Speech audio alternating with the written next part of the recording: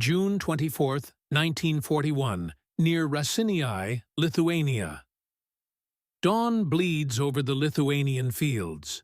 A pale mist clings to the low valleys as the rising sun glints off rows of steel-gray machines. Panzer III and IV tanks lined in confident formation. Their engines purr like contented predators, waiting for another easy kill. German officers stand beside their command vehicles, coats open, eyes squinting eastward. It is the third day of Operation Barbarossa, and everything has gone exactly to plan. The Red Army is retreating in chaos. Roads are littered with abandoned trucks, shattered wagons, and the burnt husks of obsolete Soviet tanks. One officer laughs as a captured BT-7 is hauled past on a tow line, its thin armor scorched and peeling. "These are their best machines," he jokes. "Children's toys." Another replies, "They won't last a week." The column moves forward, cutting through the fields like a blade through grass. The men are young, eager, unstoppable. No enemy, they think, can resist the Blitzkrieg.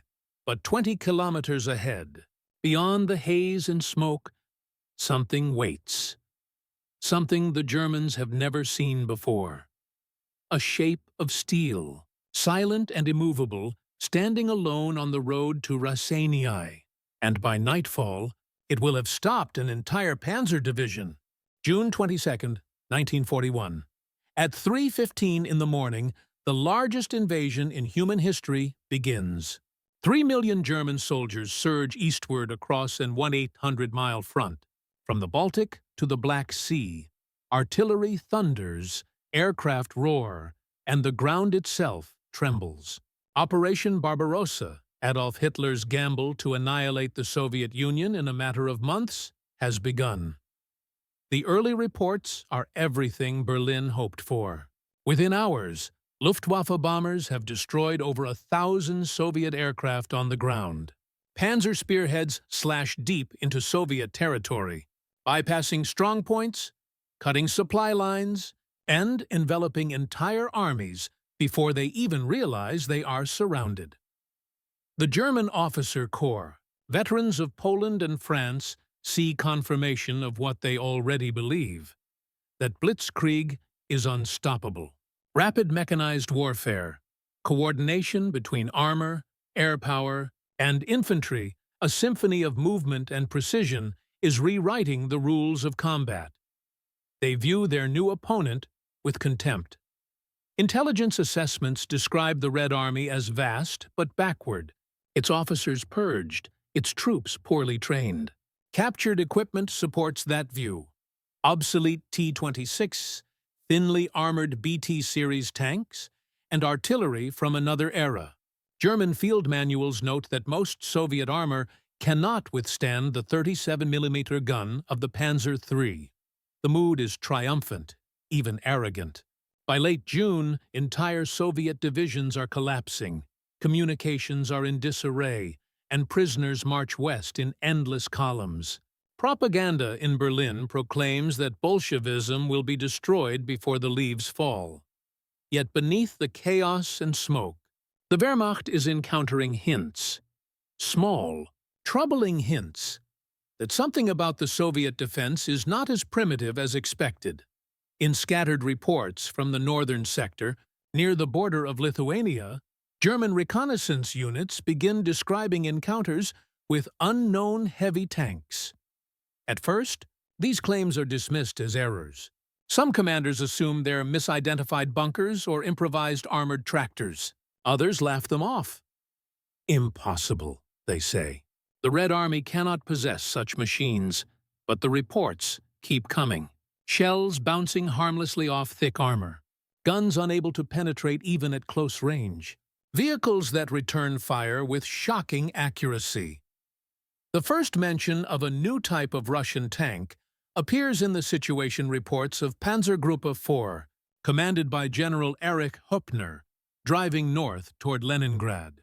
His spearhead includes the 6th Panzer Division, led by General Lieutenant Franz Landgraf, a disciplined, confident formation that had fought in France and was now slicing through Lithuania at record speed. Their mission is clear.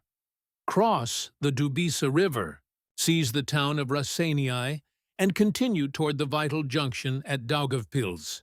Soviet resistance seems scattered and uncoordinated. The Germans expect another easy victory. Unbeknownst to them, the defenders ahead, the 2nd Tank Division of the 3rd Mechanized Corps, commanded by Colonel Solyankin, are equipped with something entirely new. The T-34, with its sloped armor and powerful 76 mm gun, and its hulking brother, the KV-1 and KV-2 heavy tanks, monsters of steel weighing over 45 tons, impervious to almost every German weapon on the field. These machines are rare in 1941, hastily deployed, poorly coordinated, and few in number. But they represent a leap in design that no one in the German command structure had anticipated. Still, as June 24th approaches, no one in the 6th Panzer Division believes the rumors. The officers' briefings speak of scattered Soviet counterattacks, easily contained. The men are told to expect resistance, but nothing they haven't already crushed before. They march forward through villages where the smell of smoke hangs in the air and the roads are clogged with wreckage. Every mile east feels like progress, every burning column proof of victory. Then, as reconnaissance units cross the Dubysa, they spot it. A shadow on the horizon, larger, slower, and more heavily armored than anything they have ever faced. The laughter of the morning will not last the day. The 6th Panzer Division had earned its reputation through speed and precision.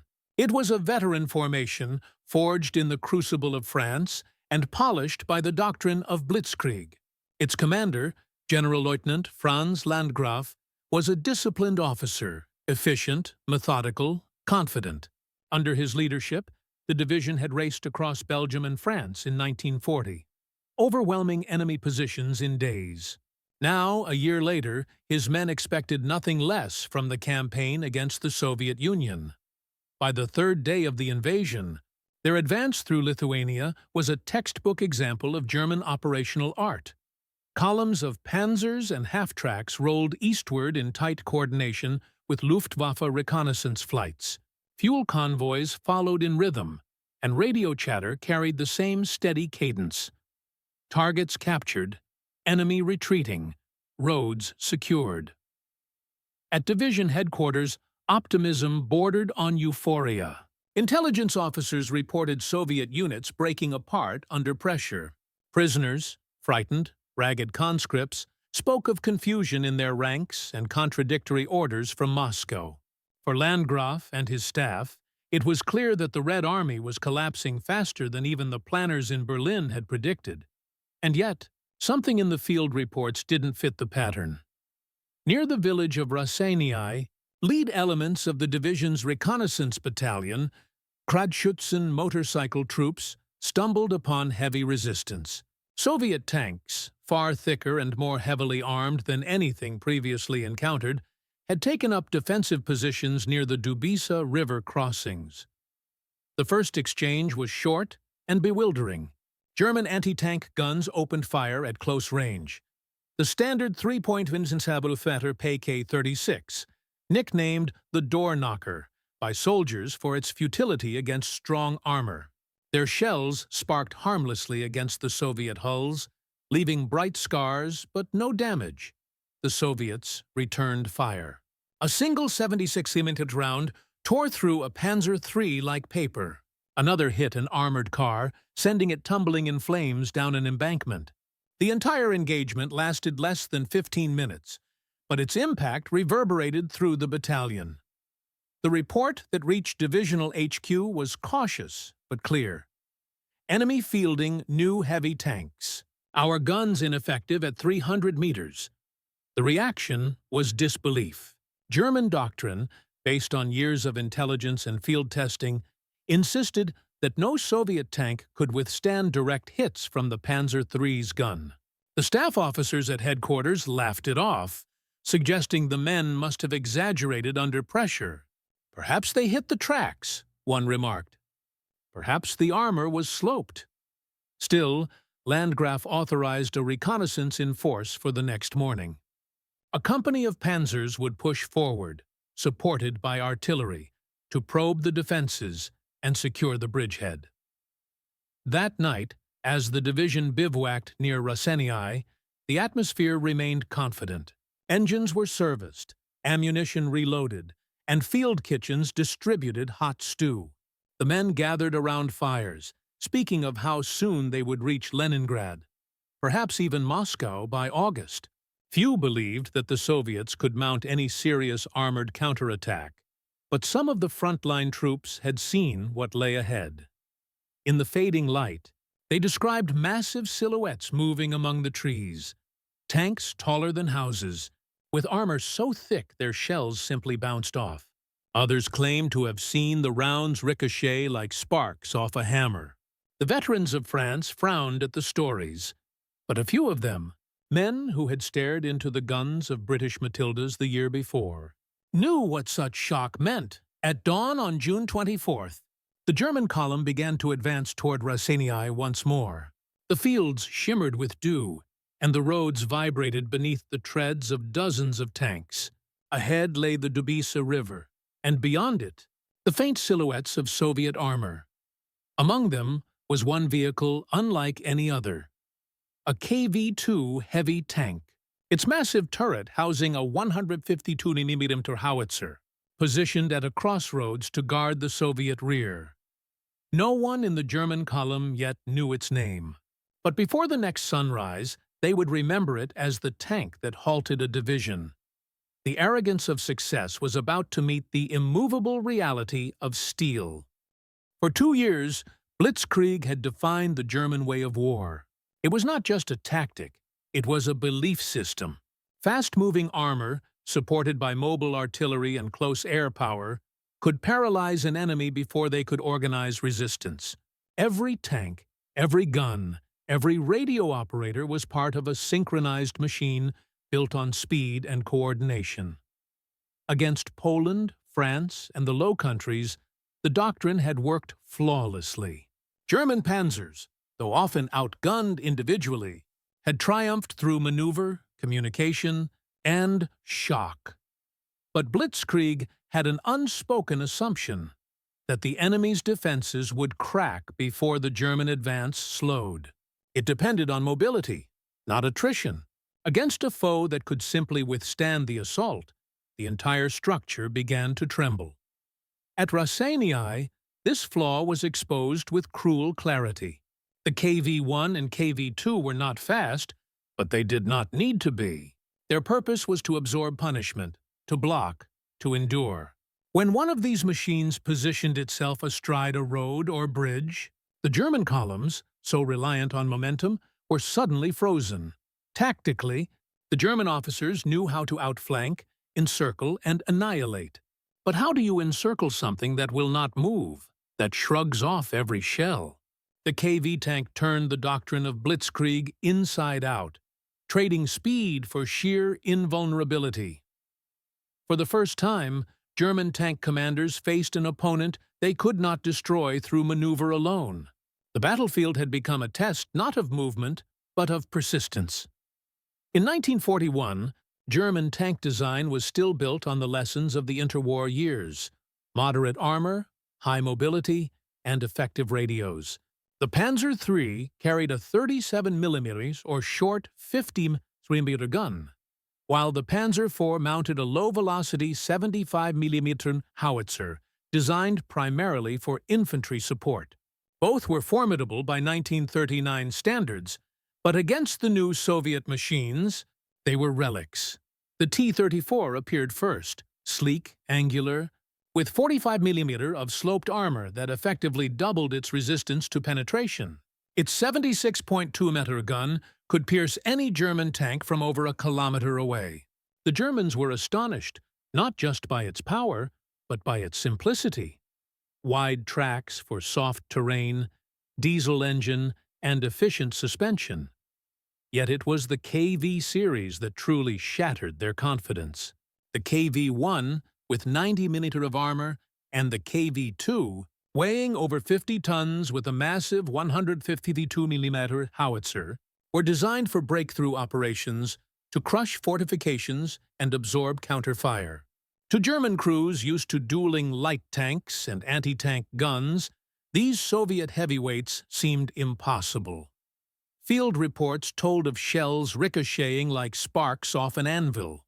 The Pak-36, once considered sufficient for any target, became useless overnight. Even the heavier 50mm and 75mm guns failed to penetrate the KV's frontal armor except at suicidal ranges. Technologically, this was the moment the German war machine realized it was no longer unquestionably ahead. The myth of mechanical superiority, one of the pillars of Nazi confidence, began to crack. In later interviews, German officers would recall their astonishment. "We had nothing like it, nothing that could stop it. It was like firing pebbles at a wall." What they didn't yet know was that these tanks represented only the beginning of the Soviet industrial awakening, an awakening that would eventually drown the Wehrmacht in steel. For the German soldiers at Raseiniai, the psychological impact was immediate. They had advanced for 3 days without serious opposition, convinced that victory was inevitable. The sudden appearance of an indestructible enemy shattered that illusion. Tank crews described the horror of watching their shells bounce harmlessly off Soviet armor, even at close range. Machine gunners saw tracers skip off steel like raindrops. When the Soviet guns fired back, entire platoons vanished in a flash. Eyewitnesses recalled the moment one KV-2 rolled into view, its silhouette towering above the trees. The Germans called it a moving fortress. Even stationary, it seemed alive, its heavy turret turning slowly, deliberately, toward the nearest sound. Inside that monster, the Soviet crew faced its own nightmare. Isolated, outnumbered, and without support, they knew they would not survive. Yet they followed their orders to the letter. Hold the crossroads, delay the German advance at any cost. Their world was confined to metal and smoke. The roar of their own gun deafened them. Heat and fumes filled the turret. Each shot rocked the entire machine. Through narrow vision slits, they saw the German columns burning, but also closing in. The KV crew did not retreat. They could not. To leave the road was to abandon their mission. To stay meant death, but a death with meaning. For both sides, Raseiniai was no longer about doctrine or machines. It was about endurance, courage, and disbelief. The men on both sides, laughing hours earlier, were now facing the reality that technology and willpower could flip the balance of war in a single morning. And soon, the full measure of that shock would unfold in fire and ruin. At the headquarters of the 6th Panzer Division, General Lieutenant Franz Landgraf was used to precision. His staff operated like a clock. Each report, each radio transmission, feeding into a perfectly oiled system of decision-making. But by midday on June 24th, that rhythm had fractured. Messages came in fragmented, uncertain. Reconnaissance units reported a Soviet strongpoint holding the road near Raseiniai. A company of panzers was already engaged, and losing. Anti-tank guns had been deployed, but none had made a dent. Landgraf demanded clarification. "How many enemy tanks?" he asked. The answer was hesitant. "1, possibly 2, 1 or 2? It made no sense. A single tank could not halt an entire regiment, not with artillery and air support standing by. He ordered another company forward. When the second assault failed, Landgraf's confidence began to slip. He contacted Corps headquarters. The reply came cold and disbelieving. "Neutralize it. Move on."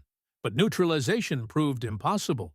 The KV tank, now identified as a KV-2, with its massive box turret and thick plates, was positioned perfectly between 2 roads, commanding the bridgehead. Every attempt to approach ended in explosions. The artillery observers called in Stukas. Bombs fell, smoke billowed, and when the dust cleared, the Soviet tank was still there. For Landgraf, this was more than a battlefield setback. It was a personal humiliation. The German officer corps had built its pride on efficiency, decisiveness, and mastery of modern warfare. Yet here, a single Soviet crew had reduced that mastery to impotence. Landgraf did what no German commander liked to admit. He paused his advance. Until the obstacle was removed, his division was effectively paralyzed. That pause, that moment of uncertainty, was the first true crack in the armor of German leadership in the East. The Blitzkrieg had met an enemy that could not be swept aside with doctrine alone. Before Raseiniai, the psychological atmosphere within the Wehrmacht was one of unshakable superiority. Years of victory had built a mindset that saw the German soldier as the pinnacle of discipline and modernity. Every campaign had reinforced the same belief, that the enemy would crumble under pressure, that German engineering was unmatched, that the Eastern Front would be another swift march to triumph. But as reports of the indestructible Soviet tanks spread through the ranks, laughter gave way to anxiety. Soldiers whispered about a phantom tank, invulnerable to shells, impervious to fire. Some swore it was a new kind of secret weapon, a prototype sent by Stalin himself. Others believed superstition had found its way into the mechanized age, a machine possessed, unstoppable, defying reason. The first units ordered to approach it did so with dread. Crewmen loaded shell after shell, watching them ricochet uselessly. When one Panzer III managed to get behind the Soviet tank, firing point-blank into its rear, the round barely scratched the surface before the KV's turret turned, and a 152mm shell obliterated the attacker in a single flash. For the young tankers who had crossed half of Europe unscathed, it was a psychological shock that shook their faith in everything they had been taught. The myth of invincibility, built over 2 years of easy victories, began to collapse under the weight of cold reality. Even the officers, once proud of their calculated detachment, began to feel it. Reports used language rarely seen in Wehrmacht documents. The enemy tank appears impervious to all fire. Morale affected. In the span of hours, arrogance had turned to disbelief, and disbelief to a new kind of fear, one that came not from numbers or ambush, but from sheer, impenetrable resistance. While the Germans struggled to comprehend what they were facing, the Soviet side lived it in grim silence. The KV-2 that held the road near Raseiniai belonged to the 2nd Tank Division under Colonel Solyankin, part of the EB 3rd Mechanized Corps of the Northwestern Front. By the time of the German advance, Solyankin's formation had already been shattered by air attacks and fuel shortages. Communication with higher command was broken. His units were scattered, fighting in isolation. Amid the confusion, a small KV detachment, possibly just one operational tank with minimal support, positioned itself at a vital crossroads to cover the withdrawal of the remaining Soviet forces. The crew, commanded by a junior officer whose name remains uncertain, had clear orders: hold as long as possible. They did exactly that. For nearly 2 days, the KV-2 remained in place, cutting off German supply routes and blocking the advance of Landgraf's division. Every attempt to flank it failed. The crew operated with mechanical precision, firing until the gun overheated, then waiting silently for the enemy to reappear. Inside, conditions were unbearable. Temperatures rose above 40 degrees. The roar of the 152mm gun shook their bones. The smell of cordite filled the air. Food ran out. Water ran low. And still, they stayed. Soviet accounts, rare but consistent, speak of an almost stoic calm among the men. They knew they were alone, cut off, with no hope of relief. But they also knew that every hour they held bought precious time for their comrades to retreat and regroup. It was a victory measured not in kilometers, but in courage. For the Germans, the tank became a symbol of dread. For the Soviets, it became a legend, a monument to defiance in the face of annihilation. And when the guns fell silent at Raseiniai, both sides would understand that the balance of power on the Eastern Front had shifted in ways far deeper than they realized. The stage is now set for the decisive confrontation, the moment when one tank and one division collide in the crucible of fire. The morning of June 24, 1941, dawned pale and heavy with mist. The countryside around Raseiniai lay under a gray veil, broken only by the rumble of engines and the distant crack of guns. The 6th Panzer Division advanced along two converging roads toward the Dubisa River. Their objective? Secure the bridgeheads and crush the remaining Soviet resistance. At first, everything seemed routine. Columns of panzers rolled forward behind motorized infantry, scattering what few Soviet survivors remained from the previous day's bombing runs. But as the lead elements approached the crossroads outside Raseiniai, the rhythm broke.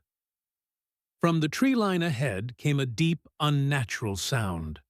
A low, metallic thunder, slower than any panzer engine. A shape emerged from the fog, lumbering into view. It was vast, angular, and silent except for the growl of its diesel engine. A KV-2 heavy tank, standing alone. Its turret, a towering metal box housing a 152mm howitzer, swung toward the German column with deliberate menace. For a heartbeat, no one moved. Then, the first German gun fired. The shell struck the Soviet tank square on the turret and bounced away like a pebble against stone. Another followed, then another. Sparks flashed against armor, but the KV didn't stop. Then came its reply.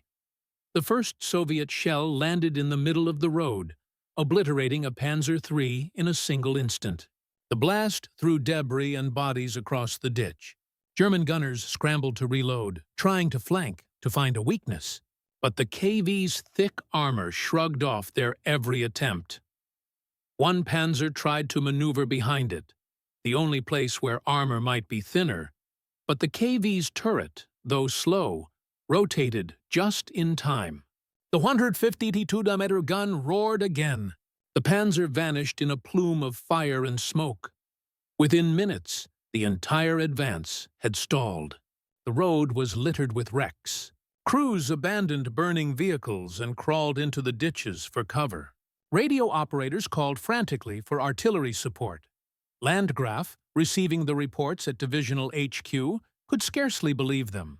A single tank had halted the 1st Battalion of his Panzer Regiment. He ordered in more guns, 8.8 cm flak pieces, the same weapons that had destroyed French fortresses and British Matildas a year earlier. The Germans brought up the 88s under cover of smoke. They opened fire from 800 meters. The first rounds struck home, powerful enough to tear through any known armor, but the KV-2 stood its ground. Some rounds penetrated, others ricocheted. The smoke cleared, and the giant was still there, its gun turning toward the new threat. One of the flak guns exploded seconds later, struck by a direct hit. The German crews, panicked and exposed, pulled back again. By afternoon, the KV had effectively cut the 6th Panzer Division in two. Supply convoys could not cross the road. Fuel and ammunition were trapped on the wrong side of the river. The entire offensive axis northward had been frozen by a single Soviet tank. Repeated air attacks failed to destroy it. Stuka dive bombers screamed down from the clouds, their sirens wailing, releasing 250 kilos bombs directly onto the position. When the dust lifted, the KV was scorched, but still operational. German infantry attempted to approach on foot, using grenades and satchel charges, but every time they neared, the Soviet machine fired again. A thunderclap that shattered bone and will alike. As evening fell, the battlefield grew eerily quiet. The German soldiers waited in trenches and craters, staring at the black silhouette of the KV against the dying light. Smoke drifted around it like a shroud. Occasionally, its gun flashed once more, a reminder that it was still alive, still watching. Inside the tank, the Soviet crew endured hell. The gun breech was blistering hot, their ammunition nearly spent. The men had not eaten or slept since the night before. They knew the Germans would return in greater force come dawn, yet they refused to move. They had been told to hold, and so they did. Alone, surrounded, and unbreakable. By midnight, German engineers began planning a night assault. Under cover of darkness, they would try to creep close, plant charges beneath the tracks, and disable the monster from below. The KV-2 loomed silent in the darkness, smoke leaking from its hull. Inside, its exhausted crew reloaded the last shells. Every clang, every metallic echo was a heartbeat against the inevitable. When dawn broke again over Raseiniai, the KV was still there, motionless, blackened, but alive. The Germans would have to face it again. One final time. The morning of June 25th arrived like a slow breath of smoke. The landscape around Raseiniai was no longer green. It was gray, blackened, and broken. Burnt wrecks smoldered beside craters. The smell of oil and cordite hung heavy in the air. The KV-2 still blocked the road. Its once green armor was scorched and dented, its turret pitted with dozens of shell marks. Around it lay the twisted carcasses of German tanks and trucks, mute testimony to the night before. At dawn, German engineers and infantry crept closer under the cover of fog. They had spent the night devising a plan that was equal parts desperation and ingenuity. Direct fire had failed, artillery had failed, and even airstrikes had achieved nothing. Now, they would have to destroy the Soviet tank from within its shadow. A detachment from the 6th Panzer Division's Pioneer Battalion advanced cautiously through the ditches, carrying satchel charges and anti-tank mines. They moved silently, the ground slick with dew and ash. Behind them, a line of machine gunners covered every approach, ready to suppress any movement from the beast ahead. When they reached within 50 meters, the KV's engine suddenly coughed to life, a deep growl that sent every man to the ground. The turret began to turn, slowly, painfully. The Soviets inside were still alive. The Germans froze, hearts hammering. Then, from the tree line, a single 80mm gun fired again. The shells struck the KV's track, snapping it apart. The tank shuddered, half immobilized, its turret swinging to face the new threat. Another 80mm shell hit the lower hull. This time it penetrated. Smoke poured from the side. The Soviet gun roared back once more, a defiant final shot that obliterated the German gun crew. Then silence. The engineers rushed forward. Crawling beneath the smoking hulk, they wedged explosive charges under the track assembly and rear hull. They pulled back, shouting warnings. A flash. Then a thunderous explosion tore through the air. When the dust settled, the KV still stood, but tilted, its turret jammed at an awkward angle. Flames licked at its engine deck. A second team approached. This time, they climbed directly onto the tank's hull, prying open a ventilation hatch. They dropped grenades inside. The explosions echoed from within like muffled heartbeats. Then, silence again. The smoke thinned. The KV did not move. Hours passed before the Germans dared to approach fully. When they did, they found a scene that would haunt many of them for the rest of their lives.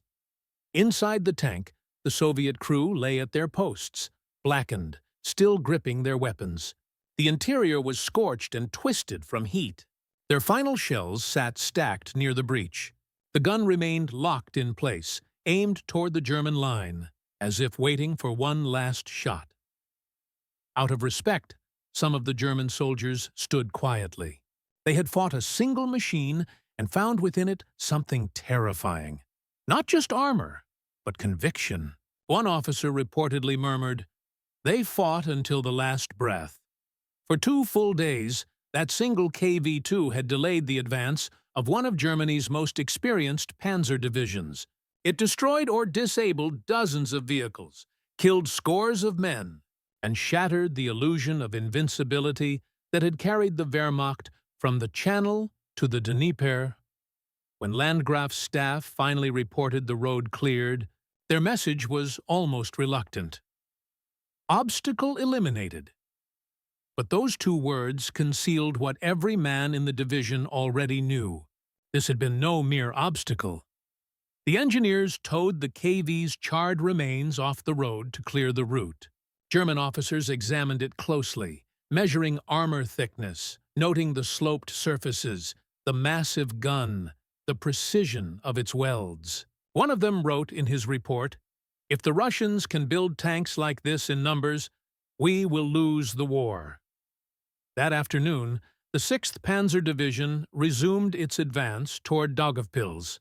The pace was slower now, more cautious. Every shadow on the horizon seemed to hold another of those invincible tanks. But there were no more KV-2s waiting. Not that day. The rest of Colonel Solyankin's division had already been annihilated, scattered by air power and encirclement. The men who had held the line were gone. Still, the delay they caused rippled far beyond those Lithuanian fields. German planners began questioning their intelligence assessments. Engineers forwarded urgent requests for improved anti-tank guns, and soldiers, once certain of their supremacy, carried forward a new respect and a new fear of the Red Army's steel. The lone KV had fallen, but its defiance echoed through every panzer column rolling east. The Blitzkrieg had met its first wall, and though it would keep moving, it would never again move quite the same way. When the guns finally fell silent near Raseiniai, the 6th Panzer Division took stock of what had happened. The victory felt hollow, too costly, too strange. A single Soviet tank had held them for 2 full days, halting a mechanized column that was supposed to be unstoppable. The official report filed to Panzergruppe 4 under General Erich Hübner was deliberately restrained. It stated only, "Enemy heavy tank destroyed after prolonged engagement. Road secured. Casualties moderate." But between the lines, officers knew what that meant. A single vehicle had immobilized a division-sized formation, a humiliation unlike any they had ever experienced. That report climbed the chain of command quickly. At the Army Group North headquarters, Field Marshal Wilhelm Ritter von Lieb read it twice. His operations officers highlighted the critical detail. German anti-tank weapons had failed entirely. Lieb's concern was not only tactical, it was existential. If such tanks existed in numbers, the entire premise of Operation Barbarossa could unravel. In Berlin, at the OKH, Oberkommando des Heeres, the reaction was disbelief mixed with irritation. Staff officers blamed isolated incidents, suggesting poor identification or exaggerated field reports.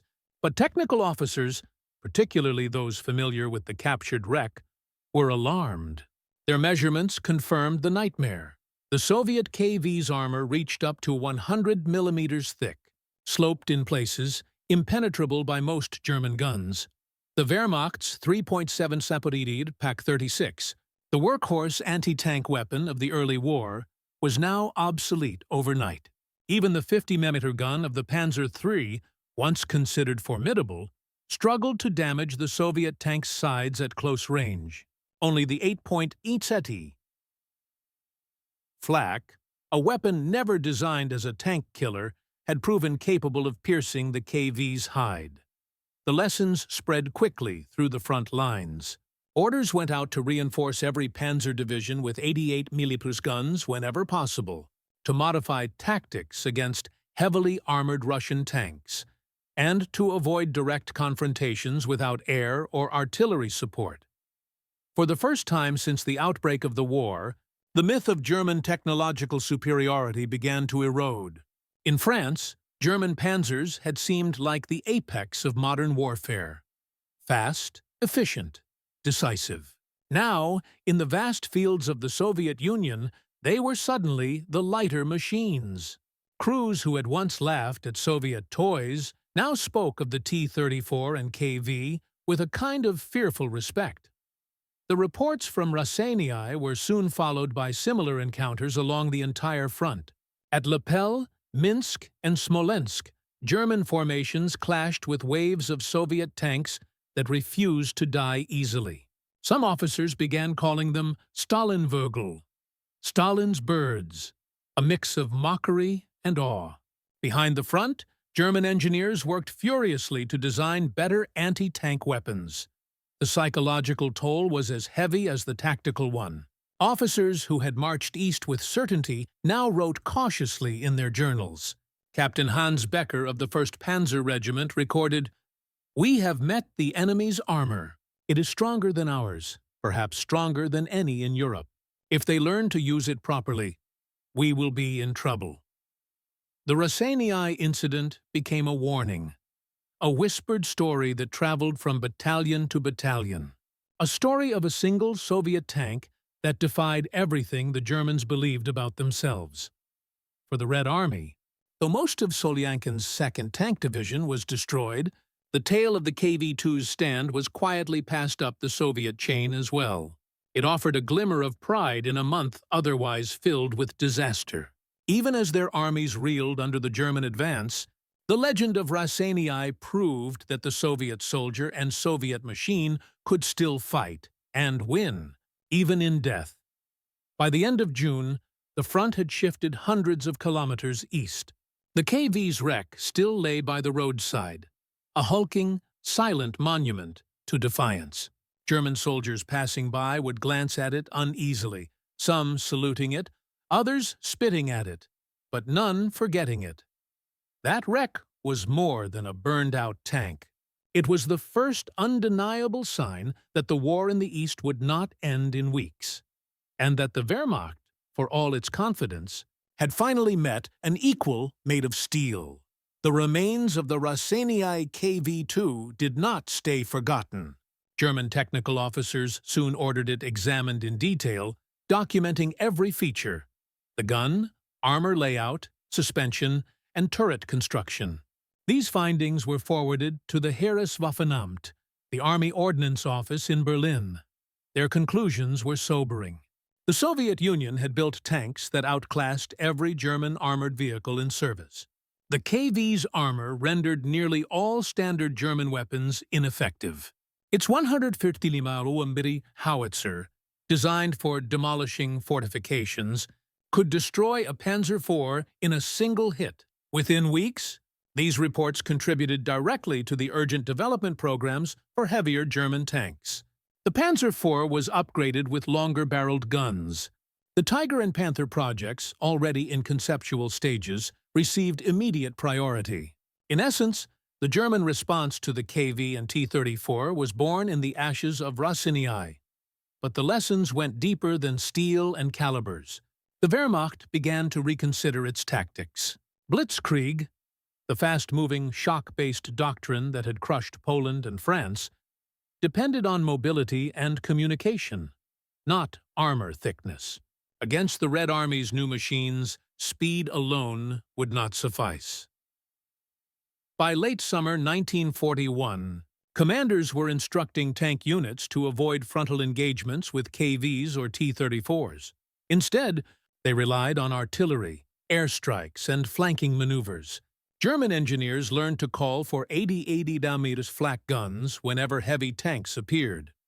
Weapons once reserved for anti-aircraft defense now became the frontline tank killers. For the Soviet side, the Raseiniai defense, though tactically insignificant in the Grand Campaign, became a symbolic triumph. In official Soviet accounts, published later in the war, the story was retold with reverence. The lone KV's stand was proof that Soviet armor and spirit could resist even the most feared army in Europe. In later years, Soviet propagandists would call it an example of heroic steadfastness, a model for tank crews facing overwhelming odds, while the true identity of the KV's crew remains uncertain, most likely belonging to Lieutenant Zinoviev, Kolobanov's regiment, or a detached platoon under Major Degtyaryov, their actions became legendary. Among Red Army tankers, their sacrifice was not forgotten by the men who would later drive KV-1s and T-34s at Leningrad, Moscow, and Kursk. For the Germans, Raseiniai was only the beginning of a long pattern. In the months that followed, as the Wehrmacht pushed deeper into the USSR, similar encounters multiplied. German tankers came to fear the phrase "neprobit," Russian for "did not penetrate." It echoed over radio calls whenever a round bounced off Soviet armor. And with every failed shot, the illusion of German invulnerability faded a little more. The 6th Panzer Division eventually reached the outskirts of Leningrad, battered but still functional. Yet, many of its veterans would later recall that the hardest fight of all had been against a single enemy machine in those Lithuanian fields. Decades after the war, survivors like Lieutenant Erhard Raus would write about it, admitting with rare humility that the KV at Raseiniai had shaken the division's confidence more than any other battle that summer. In the grand sweep of history, it was a small encounter, a single tank delaying a division for 2 days. But in its consequences, it marked a turning point. It exposed the vulnerabilities of Blitzkrieg, spurred a technological arms race, and foreshadowed the grinding, attritional war that would define the Eastern Front. The war in the East would devour millions of lives, consume cities, and test every ideology born in the 20th century. But its first whisper of truth came here, from a lone, burning tank on a Lithuanian road, telling both sides what the coming years would demand. By the time the KV's rusted hulk was finally cleared from the roadside, the Wehrmacht was already changing. Its officers were no longer laughing at toy tanks. They were studying them, fearing them, and racing to build something stronger. The laughter had died. In its place stood respect, and the beginning of the long, brutal struggle that would decide the fate of Europe. In the vast scale of the Second World War, the Battle of Raseiniai was a footnote, a brief clash in the opening phase of a campaign that would engulf continents. Yet, within that small story lies one of the most profound lessons of modern warfare. The German officers who laughed at toy tanks were not cruel men. They were confident men, armed with experience and success. Their faith in Blitzkrieg had been proven across Europe. But at Raseiniai, that faith met something it could not overcome: resolve embedded in steel. The lone KV-2 that stood against the 6th Panzer Division was more than a weapon. It was an expression of defiance, of ordinary soldiers refusing to yield, even when logic said they should. Inside its suffocating turret, amid the thunder of shells and the smell of burning fuel, a handful of men turned their machine into a fortress, knowing the outcome but fighting anyway.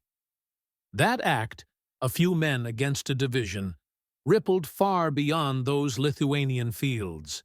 It shattered illusions, forced innovation, and reminded every army that war is not decided by confidence, nor by speed, nor by plans written in headquarters. It is decided by the human will to resist when resistance seems impossible. From that defiance grew an entire era of armored warfare. The KV and T-34 inspired the Tiger and Panther. Each side built, adapted, and learned in a relentless race that would define the Eastern Front's brutality. But at the core of that technological evolution lay something timeless: the courage of the soldier inside the machine. Today, the site of Raseiniai is quiet, grass and wildflowers growing where the tanks once burned. The road is smooth again. Travelers pass without knowing what happened there. But beneath the soil, fragments of armor still rest. Silent witnesses to a moment when arrogance met endurance, and endurance prevailed. In every sense, Raseiniai was not about victory or defeat. It was about revelation. The day a single Soviet tank taught one of the greatest armies in history that war, ultimately, is fought not just with steel, but with the unbreakable spirit of those who refuse to yield.